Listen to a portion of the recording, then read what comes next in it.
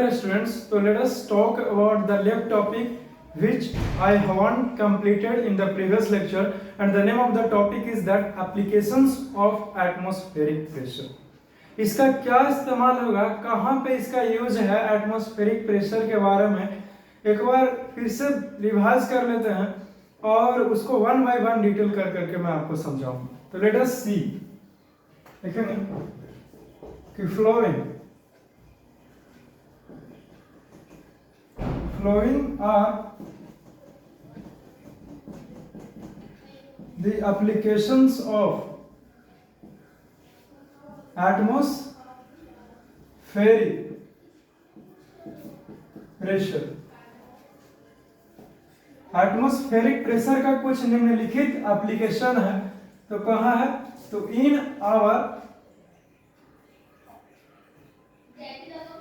Our everyday life.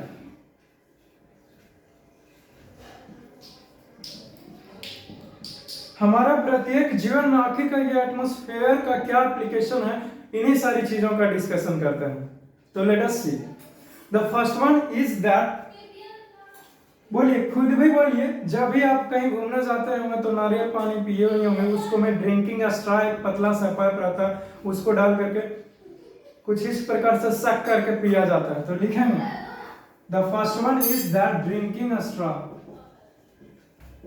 Drinking a straw. And the second one is that syringe. You have seen the syringe which is used to inject in. लिखेंगे syringe. syringe हो गए. And the third one is the dropper. अगर किसी को नहीं पता कि dropper क्या होता है तो मैं उससे बता दूं कि जब भी आप हेम्योपैथी के दुकान में गए होंगे तो पीछे एक इतना सा एक पतला सा ट्यूब देता है जो जिसका ऊपरी भाग रबर का रहता है, जो दबता है उसे ही ड्रॉपर बोलते हैं. और इस प्रकार से ड्रॉपर को दबाइए या फिर रिलीज कीजिएगा तो दवाई आ जाएगा, फिर दबाओगे तो दवाई अंदर गिर जाएगा. तो वही that is the dropper. And the fourth one is that rubber sucker.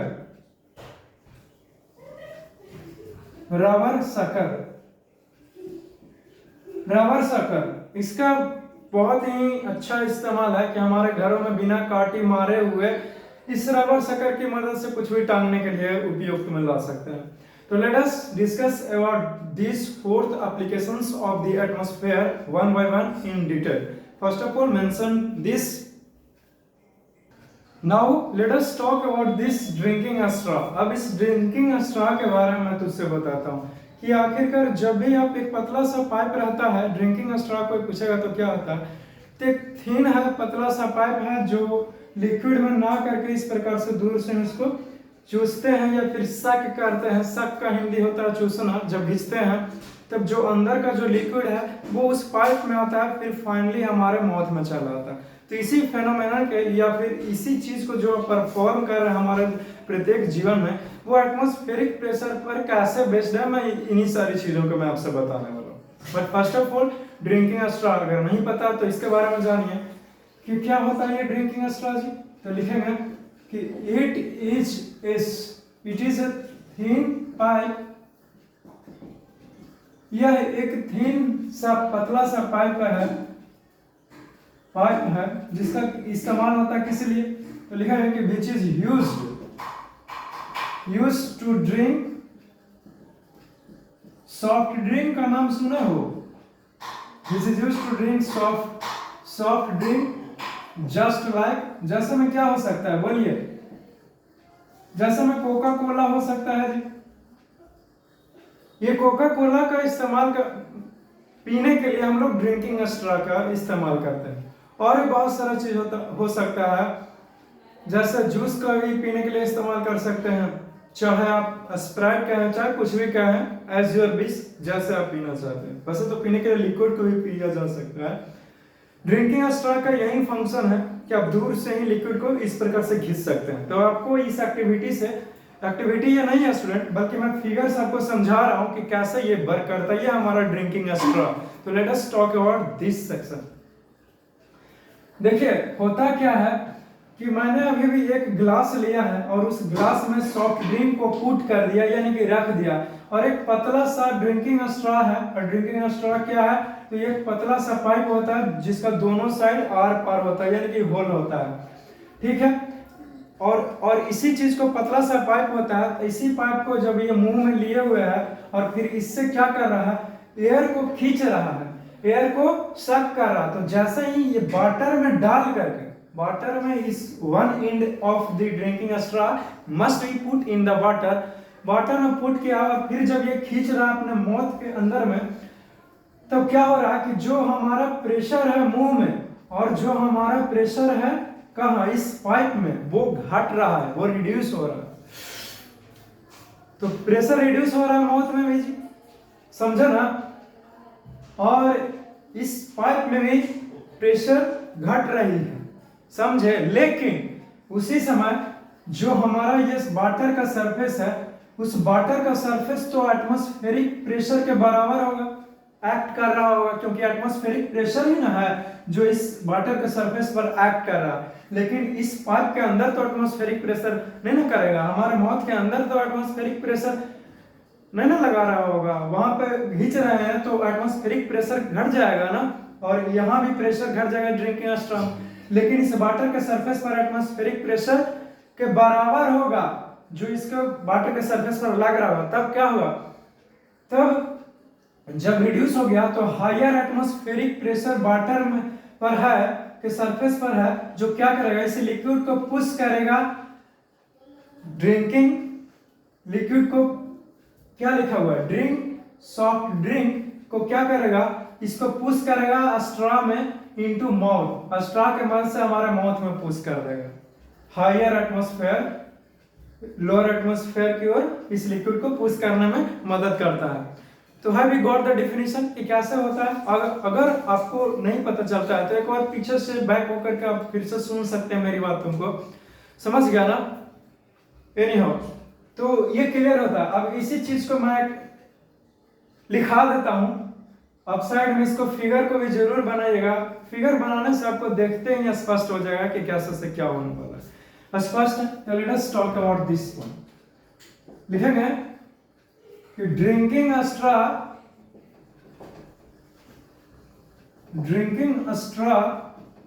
Is work on the atmospheric pressure, atmospheric pressure के ऊपर वर्क करता है कौन, ये हमारा ड्रिंकिंग स्ट्रॉ।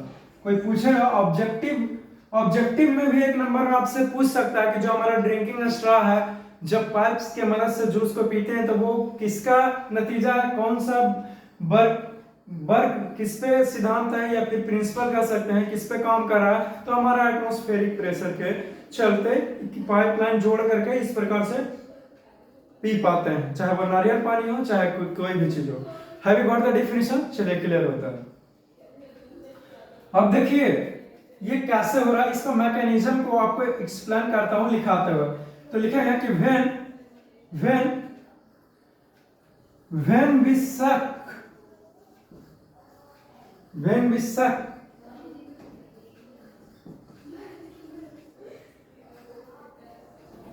suck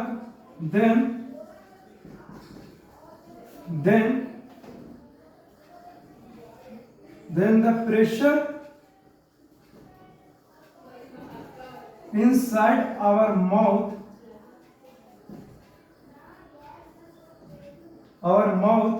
and क्या, and drinking straw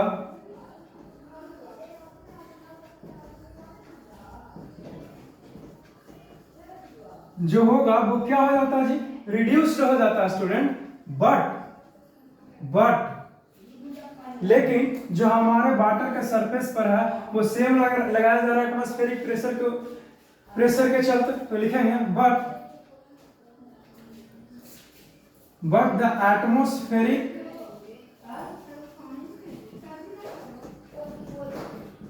atmospheric pressure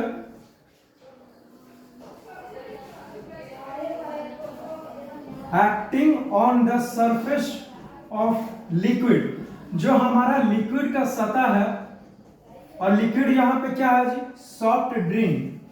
soft drink ही है ना स्टूडेंट, सॉफ्ट ड्रिंक क्या है, वो क्या है, एटमॉस्फेरिक प्रेशर यहाँ पे लग रहा है विच इज हायर, या फिर यहां तक लिख लिया हो। अब देखिए क्या लिख रहा हूं मैं, hence the higher atmospheric pressure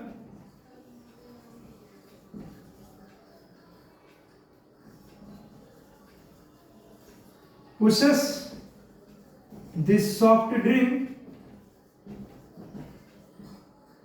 soft drink को वो क्या करता है, पुश करता है टू दी स्ट्रॉ, स्ट्रॉ तक लगी वो पुश करता है, और फिर स्ट्रॉ से कहां, तो इनटू आवर माउथ, हमारे मुंह में चला आता है ये सॉफ्ट ड्रिंक। जब इस पाइपलाइन के मदद से हम लोग चुस्की लेकर के इस प्रकार से पीते हैं तब। समझ गए, have you got the ideas and the definition of the drinking straw. I hope कि आपने इसे समझा होगा। तो इसे फौरन से लिखिए। फिर मैं जो सेकंड है आपका क्या है, ड्रॉपर है या फिर सिरिंज है या फिर रबर शकर है, यानी कुछ भी रहा, उन्हीं सारी चीजों के ऊपर मैं डिस्कशन करूंगा, बट उससे पहले इतनी सारी बातों को लिखिए।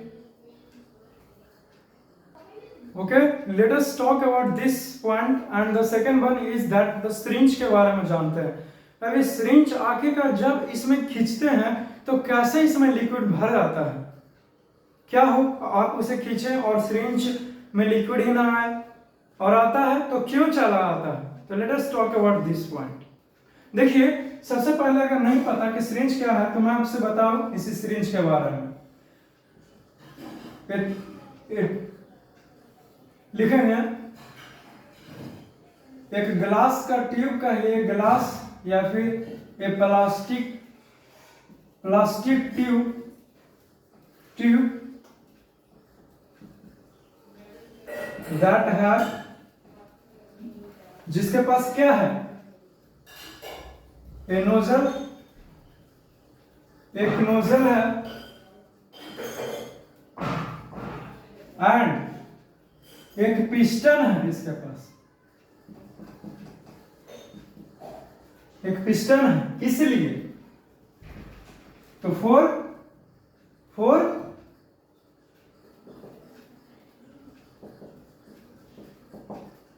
Injecting liquid in a thin stream, then this is called a syringe। इसी को क्या बोलते हैं, तो इसी को हम लोग सिरिंज नाम देते हैं। Have you got it. कोई आपसे पूछता है कि सिरिंज क्या है, तो ये कुछ खास नहीं, या ग्लास का भी बना हुआ हो सकता है या फिर प्लास्टिक का, ज्यादातर मेनली प्लास्टिक का ही होते हैं। मैं भी यहाँ पे प्लास्टिक का ही इस्तेमाल किया हूँ सिरिंज का, आप चाहे तो ग्लास का भी इस्तेमाल कर सकते हैं, एनी हो। तो देखिए, जब मैंने ये सिरिंज क्या हुआ, तो मैंने कहा कि एक प्लास्टिक का चीज है जो बना हुआ है, जिसके पास एक नोजल रहता है और एक पिस्टन रहता है। समझ गया। तो किस लिए काम आता है, तो इंजेक्टिंग, अंदर देने के लिए काम आता है, इन ए थिन स्ट्रीम, यानी कि पतला सा कुछ भी चीज है, नली है, उसमें डाल करके सिरिंज को दे दिया जाता है। ये तो हो गई सिरिंज क्या है। अब ये कैसे इसमें लिक्विड बाहर आ रहा है, तो देखिए, जब इस पिस्टन को विथड्रॉ करेंगे फ्रॉम दिस सिरिंज, जब सबसे पहले नोजल को पानी में डाल करके जब पिस्टन को बाहर खींचिएगा ना, तब जो अंदर का जो प्रेशर है, एयर प्रेशर जो है वो रिड्यूस्ड हो जाएगा, घट जाएगा, लेकिन जो इसके सरफेस पर जो एटमॉस्फेरिक प्रेशर लग रहा है वो ज्यादा है स्टूडेंट, वो बराबर होगा जो हमारा एटमॉस्फेरिक प्रेशर है वो सरफेस पर। तो the greater atmospheric pressure pushes the liquid inside the syringe. तो यही जो ज्यादा एटमॉस्फेरिक प्रेशर लग रहा है लिक्विड के सरफेस पर, वो क्या करेगा, लिक्विड को सिरिंज के अंदर डाल देगा नोजल के मदद से। तो गॉट द डेफिनेशन। ये भी वर्क करता है हमारे एयर एटमॉस्फेरिक प्रेशर के ऊपर वर्क करता है। कौन? तो यह हमारा syringe. Have you got it? तो इसे भी लिखेंगे ए सिरिंज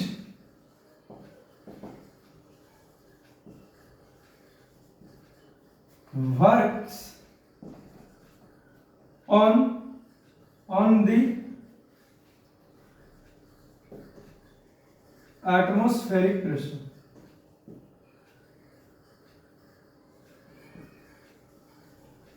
एटमॉस्फेरिक प्रेशर पर ये काम करता है, ये हमारा सिरिंज। अब क्या है कि कैसे काम करता है, तो लिखेंगे कि व्हेन क्या है, ये हमारा नोजल है ना, तो लिखेंगे व्हेन नोजल को क्या किया हूं, डीप्ड कर दिया हूं, यानी कि अंदर तक नहीं दबा दिया हूं। कहां जी? तो डीप्ड इनटू ए लिक्विड, तो कोई एक लिक्विड में, एंड पिस्टन इच, और पिस्टन को क्या कर रहा हूं, खींच रहा हूं विथ ड्राम। पिस्टन को क्या कर लिया स्टूडेंट, तो उसको खींच लिया है हमने, देखो ना खींचा हुआ है ना, बाहर निकला हुआ भी दिख रहा है, विथ ड्राम। देन तब क्या होगा, देन द प्रेशर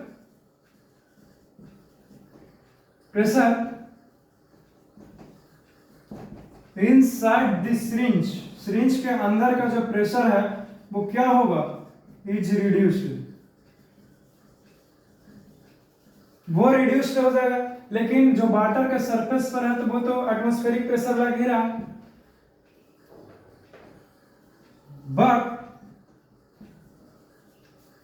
but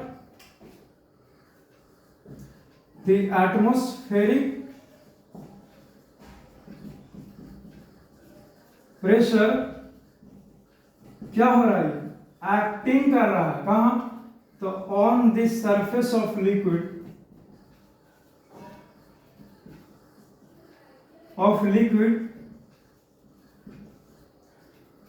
वो क्या है, is greater,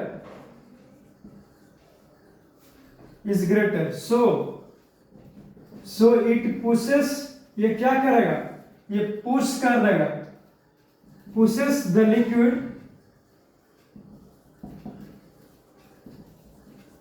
inside this syringe, वो syringe में इसको पुश कर देगा एटमॉस्फेरिक प्रेशर विथ नोजल के मदद से, नोजल के सहारे ये अंदर चला जाएगा। आई होप कि आपको पता चल गया हो कि सिरिंज जो है वो एटमॉस्फेरिक प्रेशर का एप्लीकेशन है और वो कैसे काम करता है। तो ये रहा आपका सिरिंज के बारे में। तो इतनी सारी बातों को आप लिखेंगे, डायग्राम भी बना दिए हैं और इस डायग्राम को भी आप फिगर सिरिंज का है तो ये सिरिंज का है लिखें। ऐसा इसलिए क्योंकि एक सिरिंज को मैं लिया हूं और उसी के बारे में एक्सप्लेनेशन दे रहा हूं। आप चाहें तो सिर्फ सिरिंज भी लिख सकते हैं क्योंकि एक को समझ गया तो वैसे ही सब चलता है। तो इतनी सारी कुछ लिखेगा, फिर आगे मूव करते हैं। ओके, तो first of all discussing about the dropper. अब जो आपका third application of atmospheric pressure है वो इसी ड्रॉपर के बारे में। अब देखिए ड्रॉपर को मैं आपको समझाता हूँ। सबसे पहले अगर नहीं पता तो जानिए कि ड्रॉपर क्या है। तो लिखेंगे ड्रॉपर के बारे में कि शॉर्ट ग्लास ट्यूब विच है, जिसके पास क्या है जी, तो विच है ए रबर बल्ब, एक रबर बल्ब है, रबर का बल्ब है एट वन एंड एंड, और क्या है इसके पास, ए नोजल है and A nozzle at the other and. दूसरा एंड के पास यही है, नोजल है, और पहला एंड के पास रबर बल्ब है। समझ गए? चलिए अच्छी बात। अब देखो ये ड्रॉपर के बारे में यही डिफिनेशन हो गया। इसी को बोल दिया, क्या बोल दिया बोलो, then is called a dropper. तो इसी को हमने क्या बोल दिया, ड्रॉपर। अब ड्रॉपर का क्या इस्तेमाल है, तो लिखेंगे कि ए ड्रॉपर इज, या फिर ऐसे लिखिए,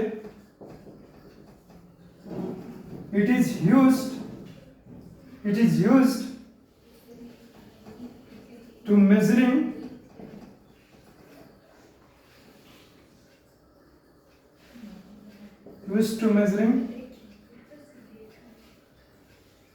आउट लिक्विड।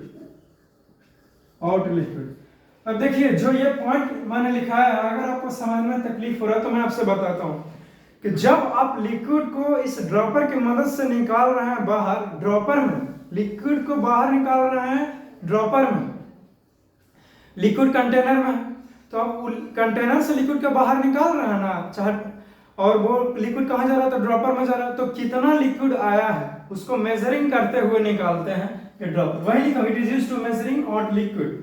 जो ही लिक्विड आउट आ रहा है कि बाहर आ रहा है, वो उसको मेजरिंग करने एक प्रकार से नहीं बोलता डॉक्टर साहब कि इसको लीजिएगा जीभ पर 4 बूंद 5 बूंद या फिर इतना ml तक लगे लीजिएगा, तो उसी प्रकार से साइन दिया और आता है इस ड्रॉपर में।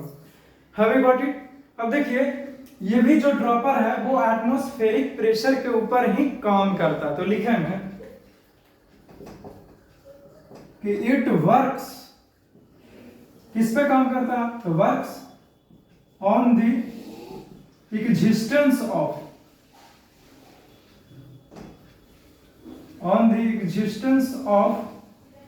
Atmospheric pressure. देखो मैं यहां पे एक शब्द जोड़ा हूं जिसका नाम है एग्जिस्टेंस। कोई लड़का सुन रहा हो कि it works on the existence of atmospheric pressure, ये क्या लिखा है? एग्जिस्टेंस का मतलब हुआ अस्तित्व है, यानी कि एटमॉस्फेरिक प्रेशर नाम की कोई चीज है इस दुनिया में और उसी के चलते ड्रॉपर काम करता है। Got it? लेकिन अभी तक मैंने ये नहीं बताया कि ड्रॉपर में कैसे लिक्विड भरा रहा है, और अब मैं इसे बताने वाला हूं, समझाने वाला हूं।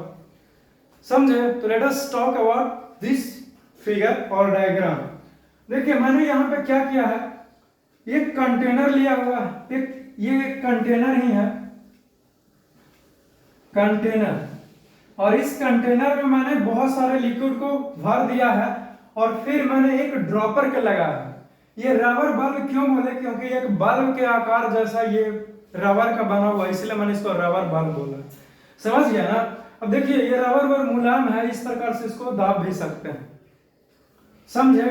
तो जब ये रबर बल्ब और इसका नोजल को मैंने क्या किया है, इस ड्रॉपर, एक ड्रॉपर है तो एक इन पर रबर बल्ब है, दूसरे इन पर नोजल है, तो नोजल को पानी में अंदर डाल दिए और फिर इस रबर बल्ब को दबाएंगे, तो जब इसको दबा दे वो पानी में डाल करके, तो अंदर का जो प्रेशर है वो रिलीज हो जाएगा, बाहर निकल जाएगा, बुलबुला में, पानी में बुलबुला निकलेगा, उस बुलबुले के सहारे जितना भी ये एयर है वो निकल जाएगा बाहर। तो एयर निकल गया यानी कि एटमॉस्फेरिक प्रेशर रिड्यूस्ड हो गया इनसाइड द ड्रॉपर। और जैसे ही तुम इस दबाए हुए बल्ब को रिलीज करोगे तो फिर क्या होगा, अंदर में एटमॉस्फेरिक प्रेशर पहले से लो है, लेकिन इस लिक्विड में तो एटमॉस्फेरिक प्रेशर ज्यादा है ना स्टूडेंट, अंदर का प्रेशर रिड्यूस्ड हो गया, घट गया है, क्योंकि इसको दबा दिए तो बाहर जितना भी एयर था वो रिलीज हो गया। और जब तुम क्या किया कि इसको दबाए हो तो एयर बाहर निकल गया, तो फिर अंदर का प्रेशर रिड्यूस्ड हो गया, घट गया। अब देखिए क्या होता है, लेकिन इसके लिक्विड के सरफेस पर एटमॉस्फेरिक प्रेशर लग रहा है जो ज्यादा है, तो अब इस ग्रेटर एटमॉस्फेरिक प्रेशर क्या करेगा, इस लिक्विड को पुशेस करेगा अंदर में, जब हम इस ड्रॉपर को रिलीज करेंगे, छोड़ देंगे तब। समझ गया ना? खींच लेगा क्योंकि अंदर में प्रेशर कम है, ज्यादा है बाहर, तो बाहर वाला अंदर धकेल देगा, तो इसमें लिक्विड भर भी गया, आप देख सकते हैं। अब पता चलेगा कि कैसे आखिरकार ये ड्रॉपर काम करता है। क्लियर होता? अब चलिए इसी बात को लिखाते हैं आपको। तो देखो क्या हो जाएगा ये कि व्हेन, ठीक पिछले भांति की तरह ही, एक को समझ गया तो सब समझ गए, लिखेंगे कि व्हेन the nozzle of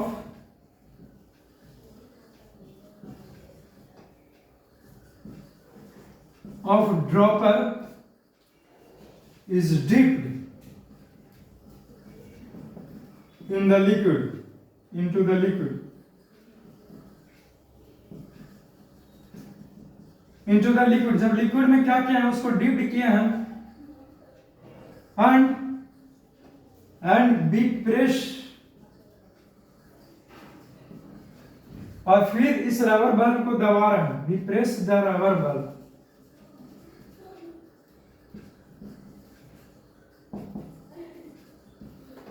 तब क्या हो जाएगा, then the air is released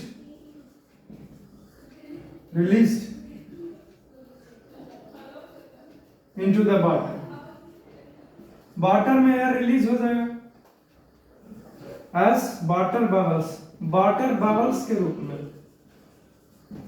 तो वाटर में जब ये एयर रिलीज करेगा तो ऐसे बबल्स बन जाएंगे वाटर में, गुब्बारा के जैसा। बबल्स का मतलब गुब्बारा ही हुआ, समझ गया ना।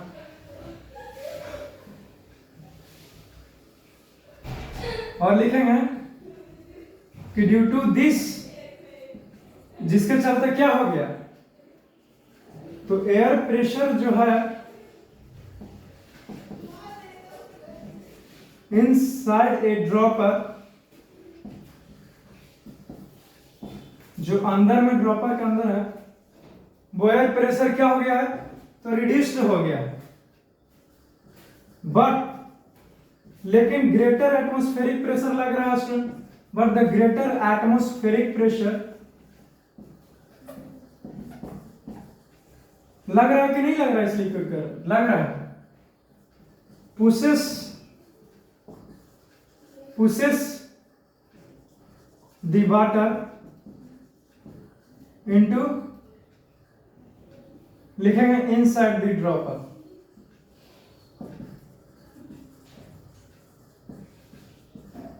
और यही जो ज्यादा एटमॉस्फेरिक प्रेशर लग रहा है इस वाटर पर, वो लिक्विड को पुश कर देगा इस ड्रॉपर में। तो ये आपका ड्रॉपर का कॉन्सेप्ट क्लियर होता है, जो एटमॉस्फेरिक प्रेशर के ऊपर वर्क करता है। समझ गए? ये भी दे देगा आपको 5 नंबर में, या फिर एक्सप्लेन कीजिए पूरा मैकेनिज्म। ऐसे पूछा कि what is the definition of atmospheric pressure and mention its application as a dropper with a diagram. 5 number में देगा तो इतनी सारी बातों को लिखना होगा, और एटमॉस्फेरिक प्रेशर का भी डेफिनेशन लिखा है, उसे भी आपको लिखना पड़ेगा। तो इसे मेंशन कीजिए, आप अपने नोट्स में लिखिएगा। जो कुछ भी आपको बताता हूँ अच्छे से बताता हूँ, कमी नहीं छोड़ता, प्रयास रहता कि आप बहुत अच्छे से सीखें। फिर भी अगर आपको नहीं पता चलता है तो आप मैसेज कर सकते हैं, समझ गया ना। बट फर्स्ट ऑफ ऑल अच्छे से सुनिए, ध्यान से नोट्स बनाइए, फिर नेक्स्ट एप्लीकेशन उसके ऊपर चर्चा करते हैं। जो टॉपिक है वो रबर सकर के बारे में। अब रबर सकर के बारे में जानते हैं जी, तो देखिए मैंने यहाँ पे कुछ डायग्राम सबको बना रखा है, बट फर्स्ट ऑफ ऑल अगर नहीं पता कि रबर सकर क्या होता है तो मैं उसकी जानकारी दूंगा, और फिर मैं इन सारे फिगर को मैं डिस्कशन करूंगा। तो let us talk about this definition. देखिए कोई पूछता है कि रबर सकर क्या है भाई, तो उससे कहिएगा कि ए rubber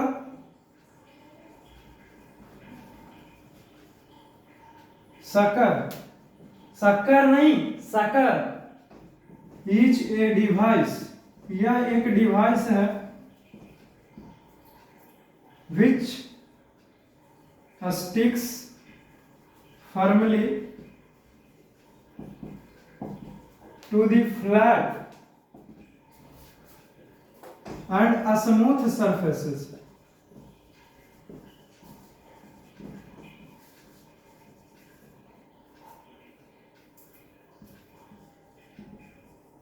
which looks like a concave shape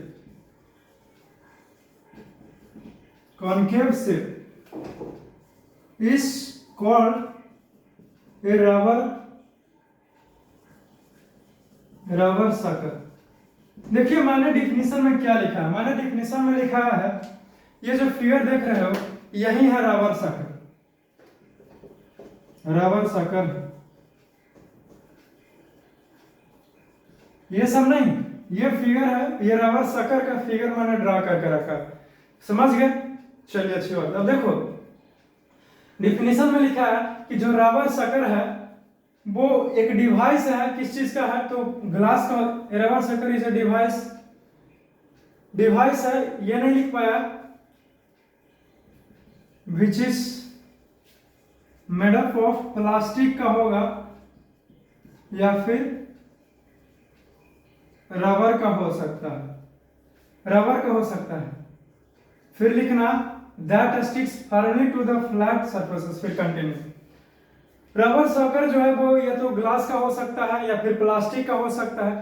glass का नहीं, ये क्या बोलते हैं, रबर का हो सकता है या प्लास्टिक का बना हुआ हो सकता है। क्या चीज, तो ये हमारा रबर सकर, समझ गए, जो बहुत अच्छे से चिपक जाएगा फ्लैट और स्मूथ सरफेस के ऊपर, और इसी को बोलते हैं रबर सकर। रबर सकर क्या होता है, ये कंप्लीट होता है। अब देखिए, ये जो रबर सकर है जो वर्क करता है ड्यू टू एटमॉस्फेरिक प्रेशर के चलते, तो लिखेंगे कि it works due to the existence of atmospheric pressure. Got it. मैंने अभी भी लिखा स्टूडेंट कि जो ये हमारा रबर सकर है वो वर्क करता है किसके चलते, तो हमारा एटमॉस्फेरिक प्रेशर के कारण ही ये वर्क करता है, समझ गए। अब और आपको डिटेल बताते हुए ये सिखाता हूं कि ये कैसे हमारा रबर सकर काम करता है। बट उससे पहले रबर सकर को हम लोग जानते हैं सक्शन कप के नाम से, सक्शन कप के नाम से, तो उसे भी लिखेंगे कि rubber sucker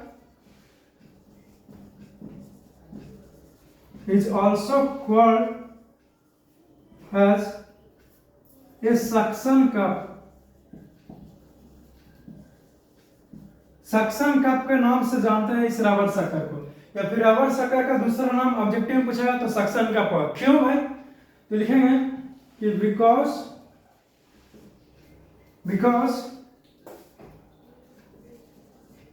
the production of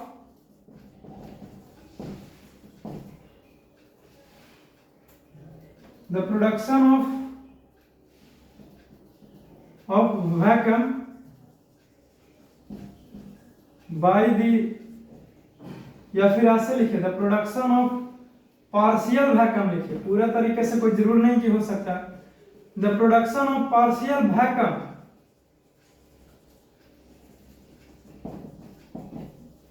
due to the removal of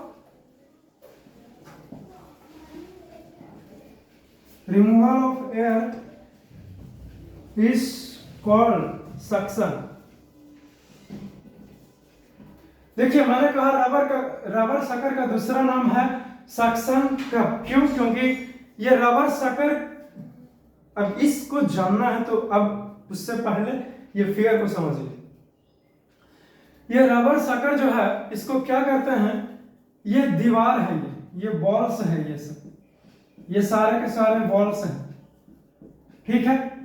तो इस दीवार के ऊपर में जब इस रबर सकर को इस प्रकार से दबा देते हैं, दबा दोगे तो ये क्या हो जाएगा, ये जो कॉन्केव शेप है वो कुछ इस प्रकार से है, तो इस पर जाकर के कुछ ऐसे चिपक जाएगा स्टूडेंट।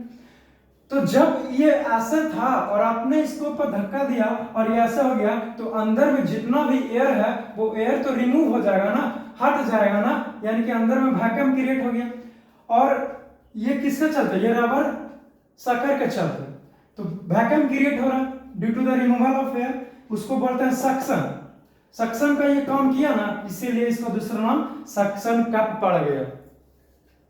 आई होप कि आप पॉइंट को पकड़ पा रहे हो। चलिए अच्छी बात है।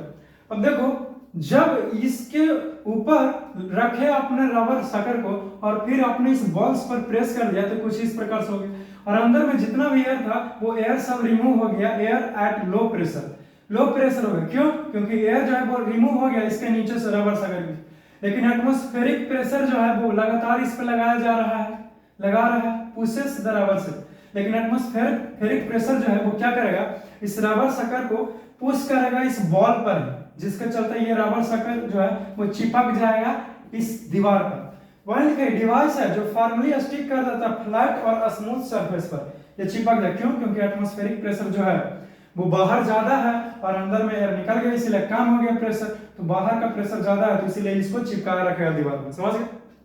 रबर शक्कर। अब इसी रबर शक्कर का किस लिए इस्तेमाल होता है? तो फिगर सी में आपको बताया है कि इसका इस्तेमाल हुआ हुक के लिए, कुछ किसी चीज को टांगने के लिए। जैसे आप क्या करते हैं कि जब आपको टांगने के लिए खुट्टी चाहिए होता है या फिर कीले चाहिए होते हैं तो आप बॉल्स में कीले मारने लगते हैं, काटी गाड़ने लगते हैं। बट अगर आप महंगे घरों में रह रहे हैं, लग्जरियस घरों में, तो आप काटी मारोगे तो घर खराब हो जाएगा ना बॉल्स। तो वैसे जगह पर इस रबर शक्कर का इस्तेमाल किया जाता है किसी भी चीज को टांगने के लिए, चाहे चाबी होल्ड करने के लिए या फिर टेबल्स को, या फिर डेकोरेशन में भी इस रबर शक्कर का इस्तेमाल करो। इतनी सारी कोई भी ऑब्जेक्ट्स को होल्ड करने के लिए पीछे एक हुक लगा करके और इसको दीवार पर चिपका करके यहाँ पे हुक लगा के कोई भी ऑब्जेक्ट को टांग सकते हैं रबर शक्कर की मदद से। आई होप कि आपने सीख पाया होगा कि रबर शक्कर क्या करते, किसे करते हैं, इसका कैसे वर्क करता है और ये इसका क्या इस्तेमाल है रबर शक्कर का और किस प्रकार से ये काम करता है। क्लियर हो गया? तीनों फिगर है, तीनों फिगर समझ गए हो? अब कुछ और बातें जो आपको मैं लिखा दूं तो देखो, लिखेगा कि when बी, या फिर ऐसे लिख दो, शॉर्ट में लिखना चाहो तो on pressing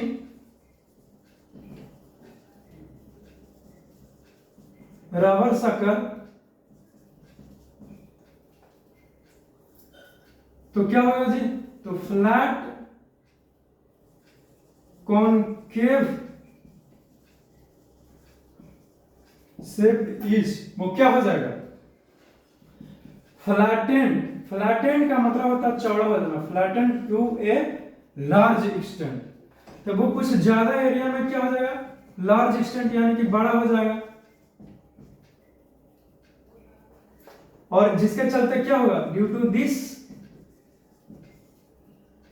this air is removed, air जो है वो हट गया विनिथ इट। इसके विनिथ का मतलब होता है इस रबर शक्कर के नीचे से एयर जो है वो निकाल गया जब इसको प्रेस कर दिया तब। सो जिसके चलते क्या हो गया? सो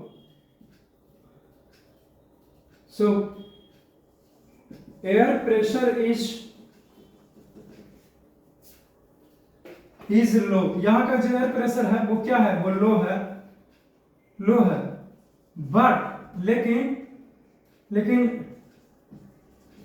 ग्रेटर एटमॉस्फेरिक प्रेशर, लेकिन जो एटमॉस्फेरिक प्रेशर है वो क्या है? वो ग्रेटर है। But greater atmospheric pressure hold it on the walls. दीवार पर इसको क्या करेगा? ग्रेटर एटमॉस्फेरिक प्रेशर चिपकाए हुए रखेगा बहुत इजीली। समझ गए? इसी ये रबर शक्कर की मैं बातें कर रहा था। क्लियर होता है? तो आपको मैंने बहुत सारी जानकारियां दिया इसी रबर शक्कर के बारे में। तो इसे आप क्या कीजिए, इसे फौरन से आप लोग नोट करेंगे, यहां तक लिख लोगे इसी रबर शक्कर के बारे में। समझ गए? चलो इसे फौरन से लिखो।